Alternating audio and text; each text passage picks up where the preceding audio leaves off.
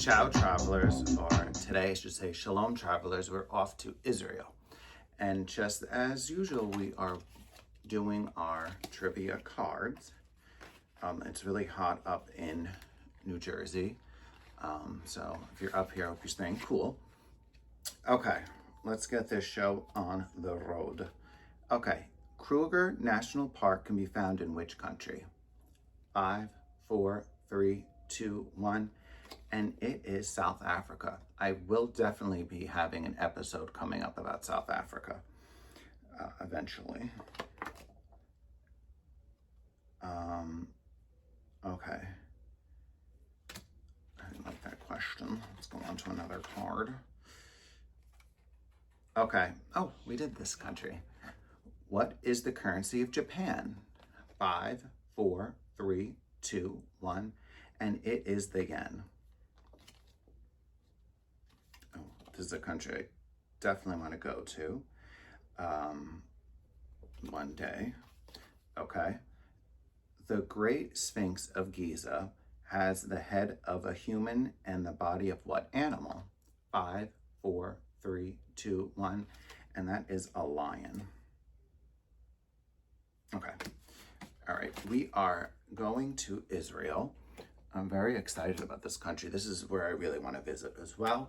I'm lucky to know friends that, really family friends that come from Israel, and I was really fortunate to grow up in a Jewish town, so I really got to know Jewish and Israeli culture, and it's wonderful.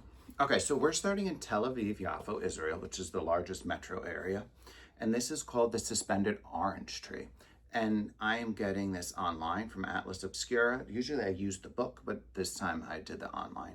So this full-size orange tree lives suspended in midair above the streets of Jaffa. All right, so as visitors wander across the street of Jaffa Old Town, this fully grown orange tree that appears to float will certainly come as a surprise. However, the tree is actually suspended by chains, hanging roughly 1 foot above the street. Despite being created by Israeli artist Ron Morin in 1993, this installation somehow looks at home within the ancient streets of Jaffa. The tree is fed through a drip system and continues to produce fruit. I love all that. It's so important to get with nature, and it's really fun when you find it in an urban environment.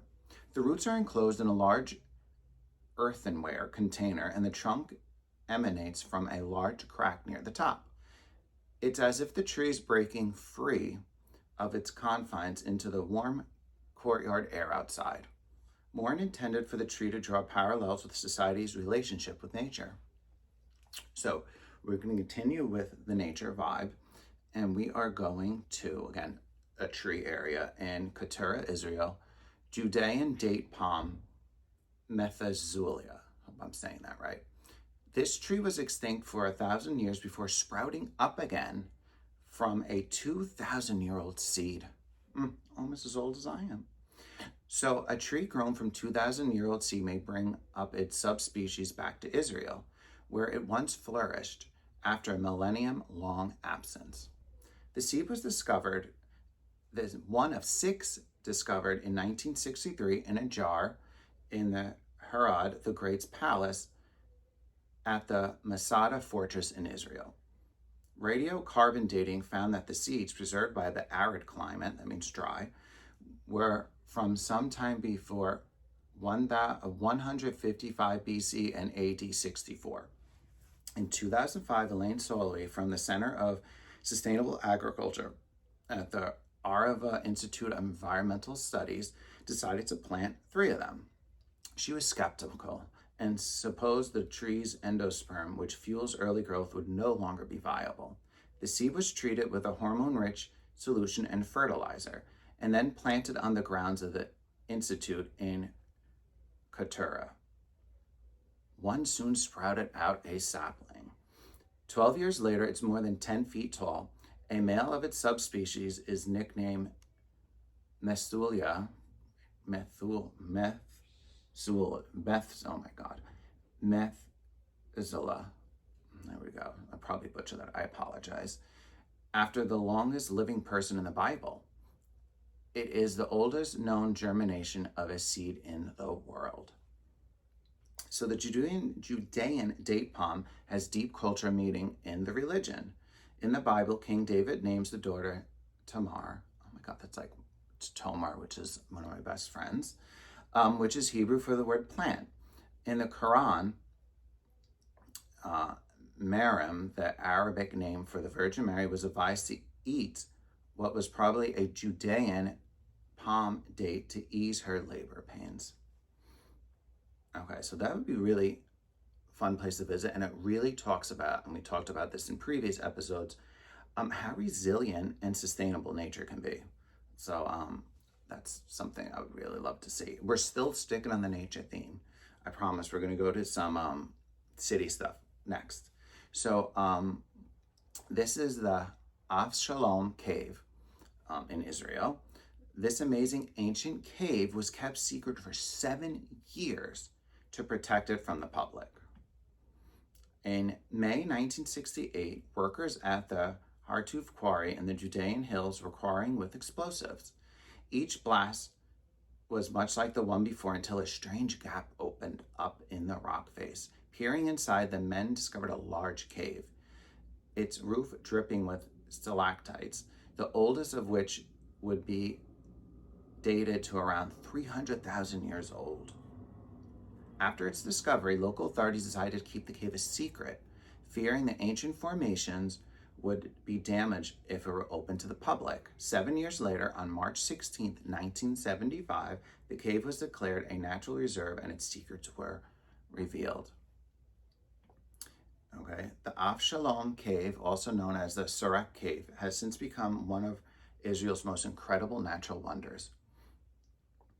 From the roof of the 50,000 square foot cavern hangs a forest of stalactites, the largest more than 13 feet long, slowly forming over millennia by the slow dripping of water through the cracks in the ceiling. Rising up from the floor beneath them are a series of towering stalagmites, with some stalactites and stalagmites have joined to form pillars. So one is up and one is down of the stags.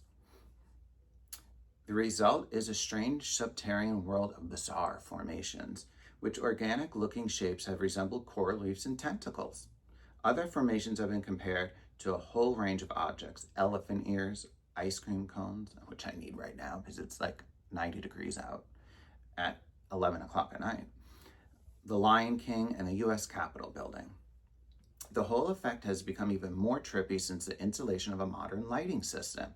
For years, the cave was illuminated by the white light of automobile headlamps. This, however, triggered photosynthesis, and the algae inside the cave began to grow, threatening to cover the bare rock formations in a uniform smudge of dark green moss. The park officials then tried using ultraviolet light at night to kill the algae, but the algae eventually developed an immunity to the UV light.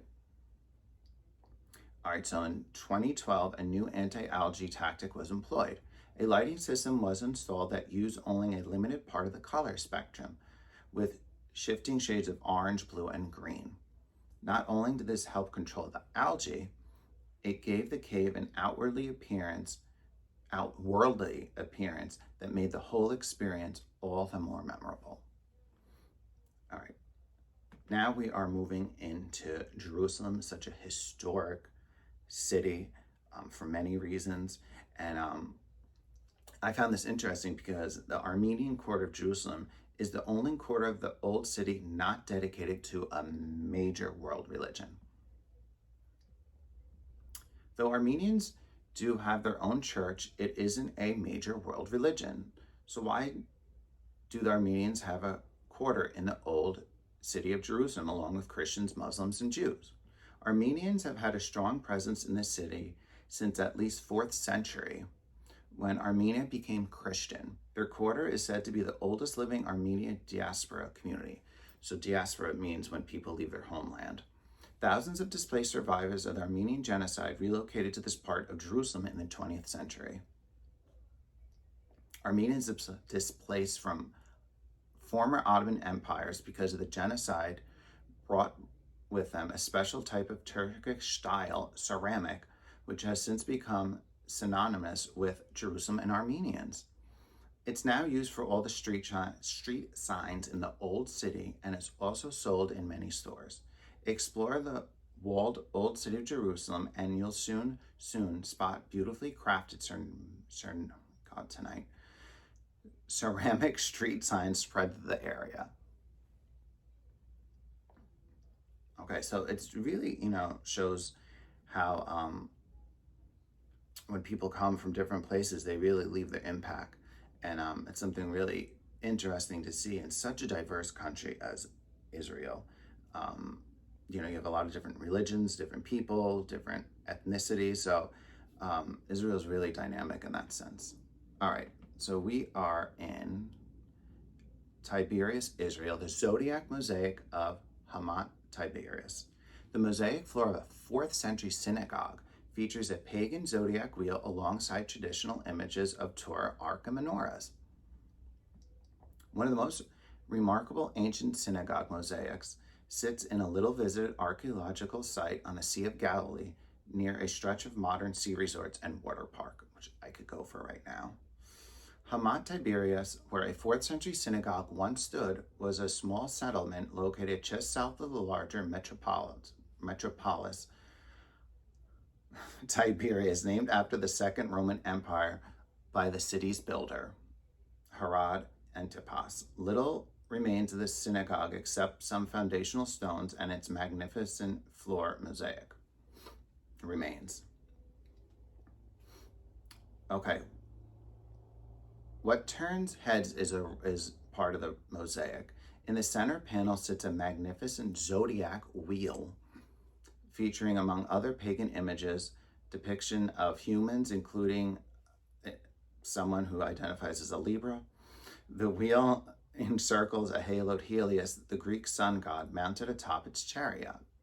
Women representing each of the 4 seasons sit on the corners of the zodiac, with accompanying Hebrew inscription of the names of the seasons. It's really cool to see how religion and outlook and perspectives change over time, and that's something you can really discover in Israel. Okay, well, that was really quick and exciting. There's so much more to Israel, so definitely will be coming back. I definitely want to visit. I really, when I was researching, was amazed by the natural wonders and parks and landscapes that Israel has, and it's almost like the size of New Jersey. So in that small area, there's so much to see. All right, let's get into some trivia. Okay. Question: which Hindu celebrations is known as the Festival of Lights? 5, 4, 3, 2, 1, and it is Diwali. We're back in South Africa. It's like a sign. What is the currency of South Africa? 5, 4, 3, 2, 1, South African Rand. Okay. Which UK city is known as the Big Smoke? I never heard this. 5, 4, 3, 2, 1, and it's London. I assume because the UK and London were really the birthplace of the Industrial Revolution, and I guess there was a lot of air pollution. Okay, one more. Which Canadian city features in the phonetic alphabet? 5, 4, 3, 2, 1, Quebec. Really not sure what that question was about. Okay, so thank you for this podcast. I kind of I'm hot, so I kind of ran on a little, but it is what it is. Don't let that stuff stop you. Not knowing certain things is the fun thing about exploring. You do the best you can. And please remember, every second and fourth Thursday, a new podcast comes out. If you like, please subscribe on YouTube or any other streaming application that you use to listen to podcasts. All right, shalom, take care, and I'll see you next time, travelers.